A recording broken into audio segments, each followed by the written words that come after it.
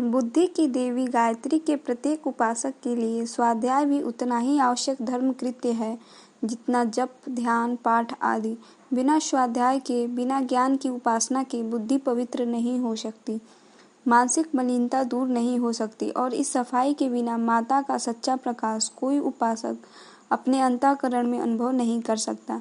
जिसे स्वाध्याय से प्रेम नहीं, उसे गायत्री उपासना से प्रेम है, यह माना ही नहीं जा सकता। बुद्धि की देवी गायत्री का सच्चा भोजन स्वाध्याय ही है। ज्ञान के बिना मुक्ति संभव नहीं, इसलिए गायत्री उपासना के साथ ज्ञान की उपासना भी अविच्छिन्न रूप से जुड़ी हुई है। इसीलिए स्वाध्याय अत्यंत ही आवश्यक है।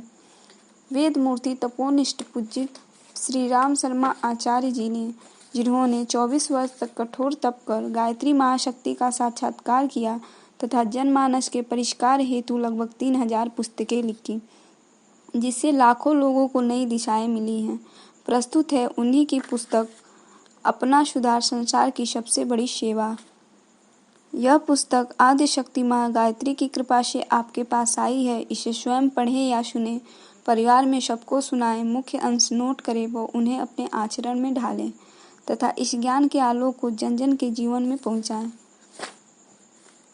तो चलिए शुरू करते हैं। इस पुस्तक में 5 अध्याय हैं। हम एक एक करके उसको पढ़ेंगे और समझेंगे। पहला अध्याय है अपना सुधार संसार की सबसे बड़ी सेवा।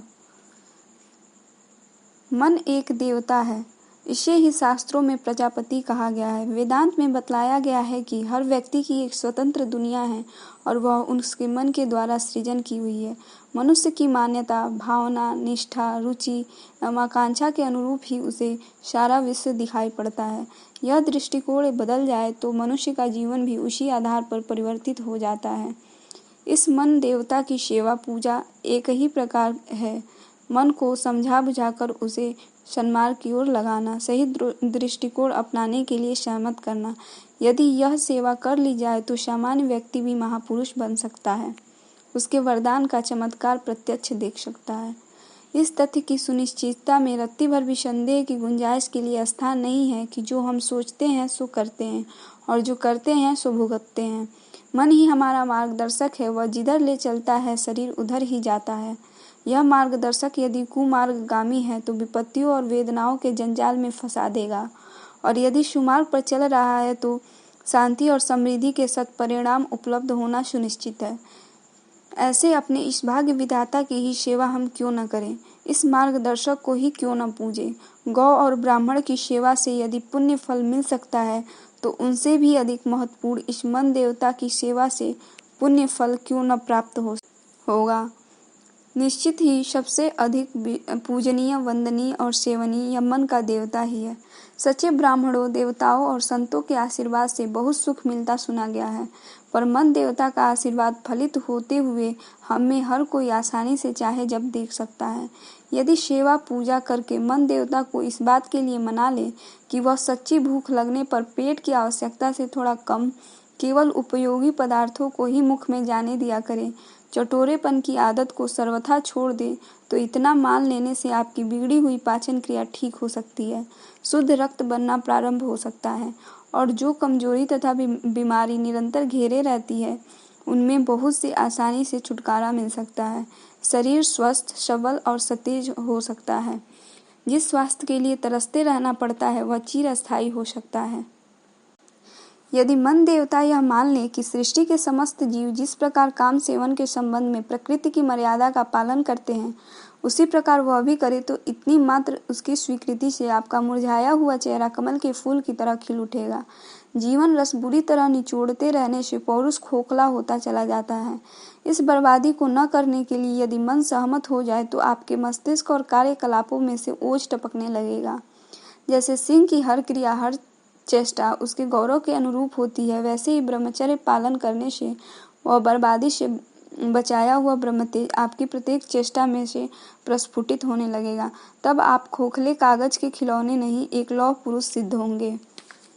आपकी आंखों में तेज, बुद्धि में प्रौढ़ता और क्रिया में प्रामाणिकता की छाप होगी।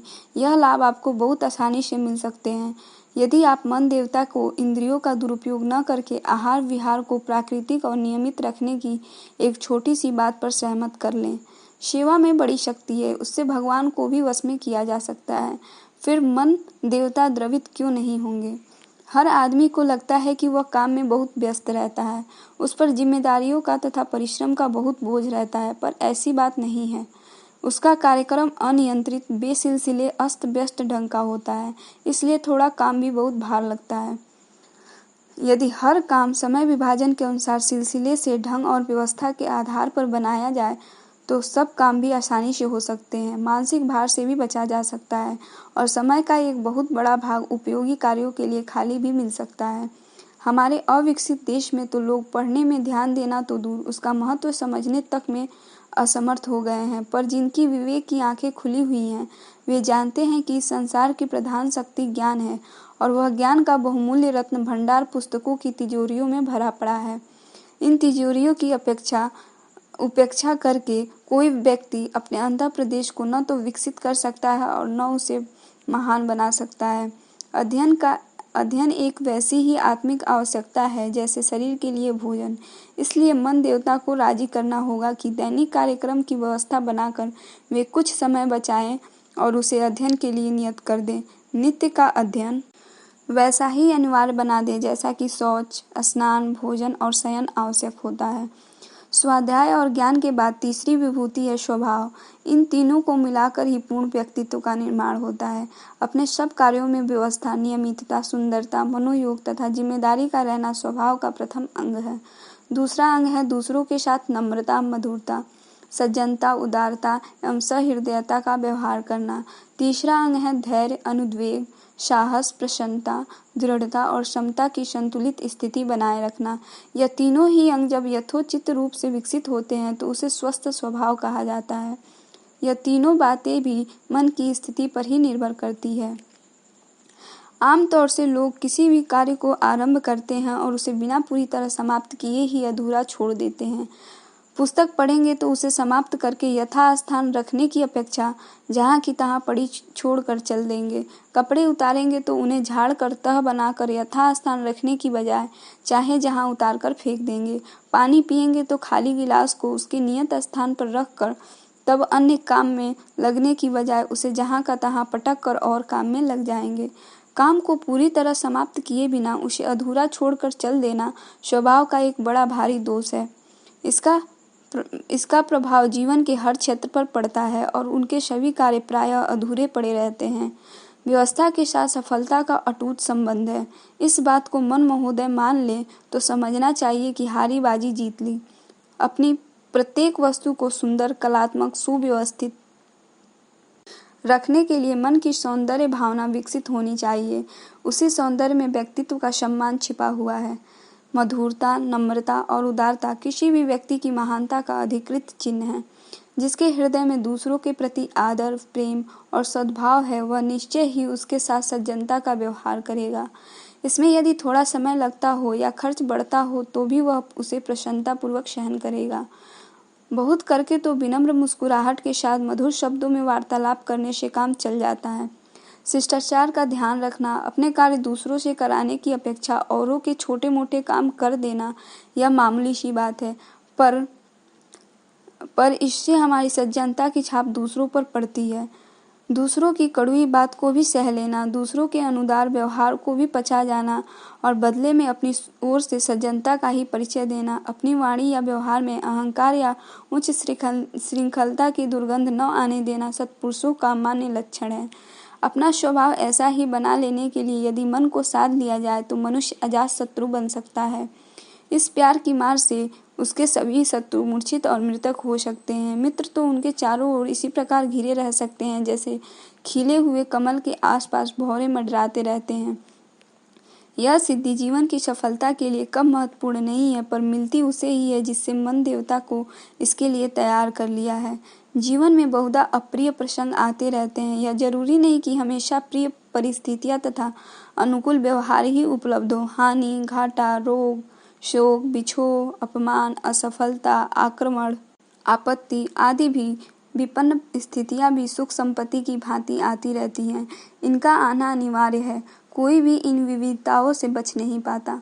इस उभयपक्षीय क्रम को सहन करने योग्य मनोभूमि बनाए रखना हर विवेकशील का कर्तव्य है। प्रतिकूलताएं आने पर जो घबराते हैं, अधीर होते हैं, वे अपनी इस दुर्बलता को भी एक नई विपत्ति के रूप में ओढ़ते हैं और उनका कष्ट दूना हो जाता है। इसके विपरीत साहसी और धैर्यशील लोग कठिन से कठिन समय को भी अपने साहस के बल पर काट देते हैं और निराशा को चीरकर आशा का वातावरण बनाने के लिए प्रयत्न करके फिर काम चलाऊ स्थिति उत्पन्न कर लेते हैं। जरा सी बात पर घबरा जाना, चिंतित होना, रोना, पीटना, निराश हो जाना, उत्तेजित हो जाना, क्रोधान्ध होकर न कहने योग्य कह देना, न करने योग्य कर बैठना, यह सब मनुष्य की क्षुद्रता और नास्तिकता के चिन्ह हैं। जिसका हृदय विशाल है, कलेजा चौड़ा है, दृष्टिकोण दूरदर्शी है, वह आपत्तियों और प्रतिकूलताओं को कुछ क्षण ठहरने वाली प्रकृति की एक लहर मात्र मानता है और उसे हंसते हुए, उपेक्षा की दृष्टि रखते हुए सरलतापूर्वक पार कर लेता है। पर यह संभव तभी है जब मन के देवता हमारी सेवा से प्रसन्न होकर अपने आप को इस संतुलित स्थिति में रखने के लिए तैयार हो जाएं। वे अपने सहयोगी बन जाएं। विरोध करना और सताना छोड़ दें तो अच्छा स्वभाव बनने में देर ही कितनी लगेगी।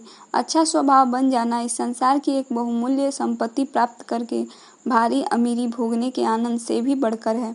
मन के देवता प्रसन्न होकर भौतिक जीवन को आनंदमय और सुसंपन्न बनाने के लिए हमें स्वास्थ्य, ज्ञान और स्वभाव की उत्कृष्टता प्रदान करते हैं। इन वरदानों को पाकर हमारे सांसारिक जीवन में धन, यश, प्रसन्नता, प्रफुल्लता, संतोष, उल्लास, प्रेम, सहयोग सभी कुछ मिलने लगता है। सफलता के द्वार हर दिशा में खुल जाते हैं। इसी जीवन में स्वर्गीय सुख की उपलब्धि, उन्नति एवं जीवन लक्ष्य की प्राप्ति भी मन के सधने पर ही अवलंबित होते हैं। सेवा का पुण्य फल प्राप्त करने के लिए हमें अवश्य ही प्रयत्नशील होना चाहिए, पर सेवा करे किसकी? सबसे प्रथम सेवा का अधिकारी, सबसे अधिक सत्पात्र, सबसे अधिक समीपवर्ती।